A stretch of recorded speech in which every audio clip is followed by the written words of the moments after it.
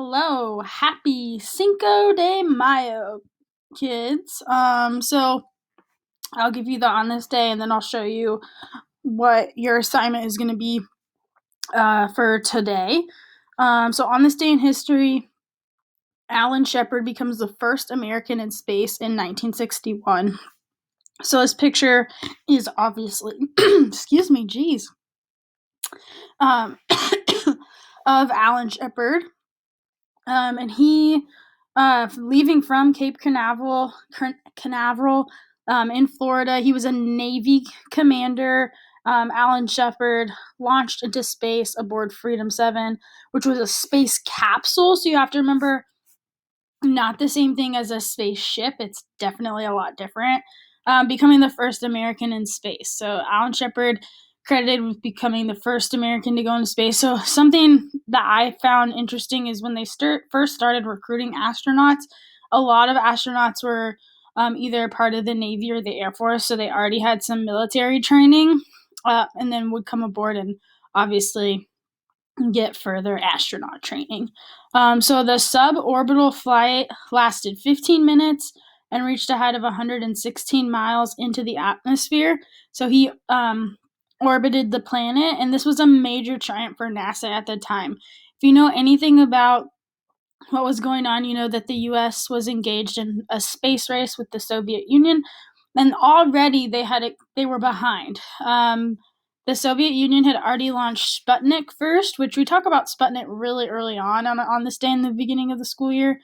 And then just not to about a month before this, the Soviets also send the first human into space before the Americans. So it was really seen that the Americans had been behind.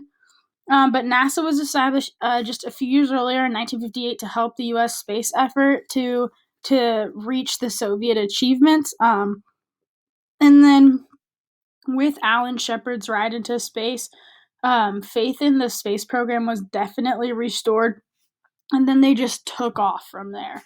In 1969, the Americans took a giant leap forward with the Apollo 11, which took Americans to the moon. Obviously, they had been taking trips to space in between 1961 and 1968, but we talk about the big ones, right? And then just to Alan Shepard's story, a couple years after the Apollo 11, he was a part of Apollo 14, and he became the fifth astronaut to walk on the moon. And so he was a very accomplished dude, and his name is very common to pop up in anything kind of about NASA or space. So today, you're going to start the chapter 28 ISN. It's in a slides presentation because I found that this is a little bit easier because the text, like the actual text, doesn't move. So this is how your ISNs are going to look moving forward. The online stuff is new to me too. So as I get better at it, things change a little bit. So today, your responsibility will be the key terms. And at this point, you should have a pretty good grasp on both Athens and Sparta and the Persian Empire. So today you'll have 3 slides. Key terms, you'll answer this question, which you'll move the different shapes onto the map. And then you'll answer 3 more